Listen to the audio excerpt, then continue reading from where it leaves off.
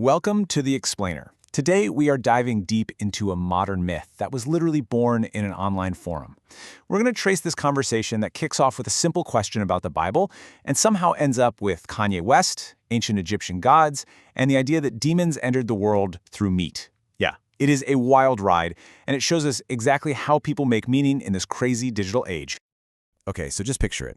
You're in the middle of this deep theological debate online, and then someone just drops this bombshell. It's jarring, right?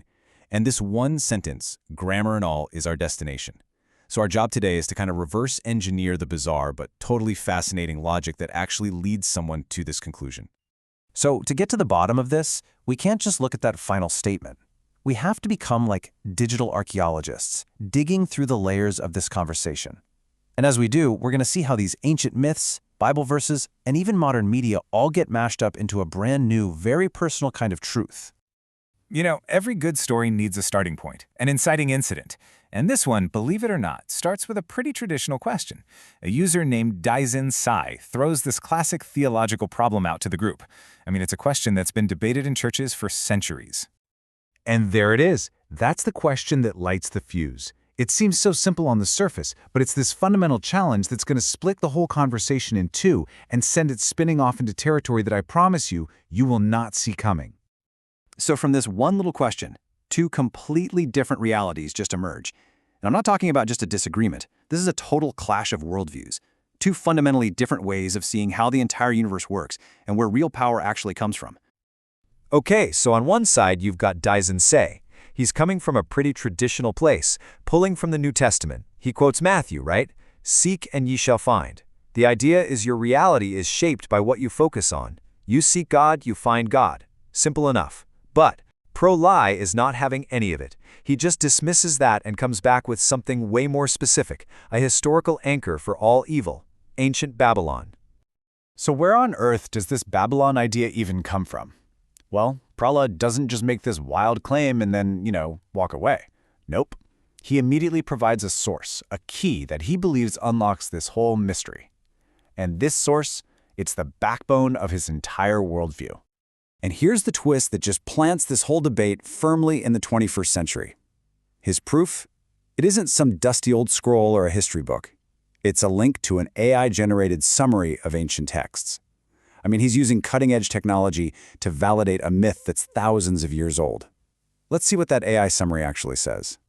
Okay, so the first big idea from these ancient texts is something we can call divine sovereignty. Basically, it's the concept of one all-powerful God. Think Enlil, the Sumerian god who held the tablets of destiny, or Marduk, the patron god of Babylon. Their word is law. What they say goes. Their decrees are fate. End of story. Now, the second big concept, and this one is absolutely crucial for where this conversation is about to go, is creation by command. The idea here, especially in ancient Egypt, is that the god Pa didn't build the world with his hands. He thought it into existence with his mind, or his heart, and then he spoke it into being with his tongue. This is the idea that words themselves, speech, sound, it has the power to create reality. So this is where it gets really fascinating. Pro-Lai doesn't just present these as, interesting historical facts. Not at all. He takes them, internalizes them, and weaves these huge, ancient, abstract ideas into a deeply personal myth. He's not just a student of history here. He's claiming to be a character in the story itself. I mean, listen to this.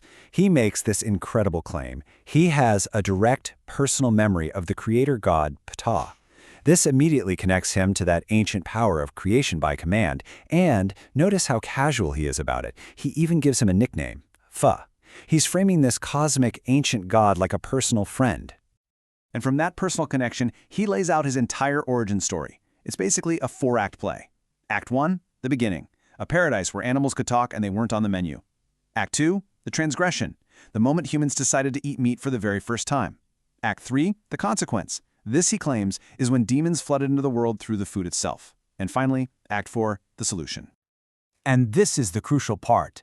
He isn't just diagnosing the problem. He claims to have the cure. He calls it the power to unmake, a special knowledge, a special authority, given to him by his father.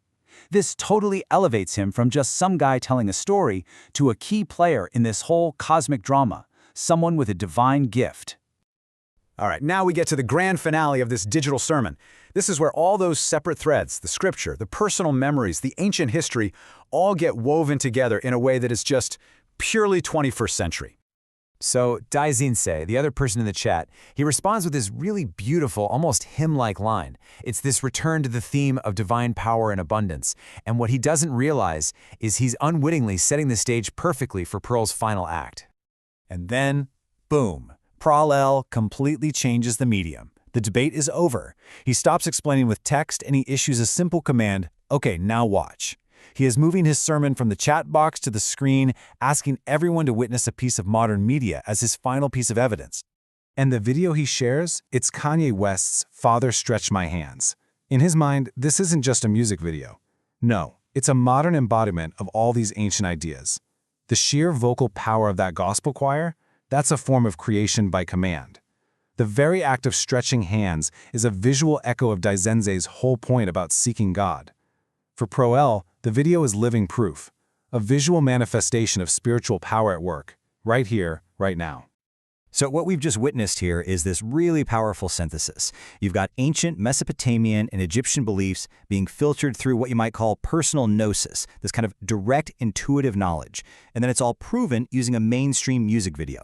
It's a total collage of scripture, myth, and pop culture, all stitched together to build this coherent, if pretty unconventional, worldview. This whole wild exchange just leaves us with one last big thought. In an age where information from basically every era of human history is right at our fingertips, ready to be chopped up and remixed, the ways we build our own realities are getting more complex, more personalized, and frankly, way more fascinating than ever before. It really makes you wonder, in this endless sea of information, how do you decide what's real?